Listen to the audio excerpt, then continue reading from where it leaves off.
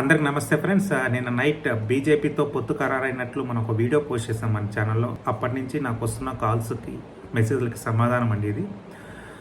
ఒకటే అడుగుతున్నారు అందరూ, బీజేపీతో మనం ఈ చివరి క్షణంలో పొత్తు పెట్టుకోవడం అవసరమా? బాబు గారి అరెస్ట్ విషయంలో కానీ, మన రాష్ట్రంలో జరుగుతున్న అక్రమాలకు కానీ, దుర్మార్గ పాలనకు కానీ ఏ రోజైనా మన మోడీ గారు సపోర్ట్ చేశారా? ప్రజలు ఎంతో వ్యతిరేకత వ్యక్తం చేస్తున్న మోడీ పట్ల మనం ఈ క్షణంలో పొత్తుతోటి ఎలక్షన్స్కి వెళ్ళటం కరెక్టేనా అని చెప్పేసి చాలామంది అడుగుతున్నారు. ఒకటేనండి, వాళ్ళకి ఒకటే సమాధానం చెప్తున్నాను. కరెక్ట్, మీరు అడుగుతుంది క్వశ్చన్ కరెక్ట్. బాబు గారు ఒకటే ఆలోచిస్తున్నారు, మనం పోరాడుతుంది ఒక నార్మల్ వ్యక్తి కాదు.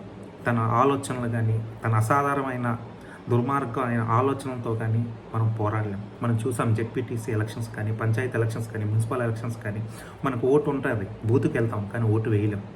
ఇలాంటివి ఎన్నో చూసాం, ఇంకా అక్రమాలు ఎన్నో చూడబోతున్నాం. మనకు సిస్టమ్ సపోర్ట్ కావాలి, ఈసీ సపోర్ట్ కావాలి, కార్పొరేట్ ఫండింగ్ కావాలి. ఇలాంటి చాలా విషయాల్లో మనకు సపోర్ట్ కావాలి. కానీ ఇలాంటి అన్ని విషయాల్లో సపోర్ట్ కావాలి కాబట్టి బాబు గారు వ్యూహాత్మకంగా చివరి క్షణంలో బీజేపీతో పొత్తు పెట్టుకుంటున్నారు. ఎవరు అధైర్యపడద్దు, బాబు గారు కరెక్ట్ నిర్ణయమే తీసుకుంటున్నారు. అతి కొద్ది రోజుల్లోనే గెలుపు గురాలని ప్రకటిస్తారు. 3 పార్టీలు, నేను చెప్పినట్టు 3 పార్టీలు సమావేశపరిచి ఎవరికి ఎన్ని సీట్లు కేటాయించాలో క్లారిటీతోటి అతి త్వరలోనే మహా అయితే 1-2 వారాల్లో క్లారిటీ అయితే వస్తుంది. పొత్తు విషయంలో ఎవరెన్ని సీట్లతో పోటీ చేయబోతున్నారు, ఎవరెక్కడి నుంచి అనేది.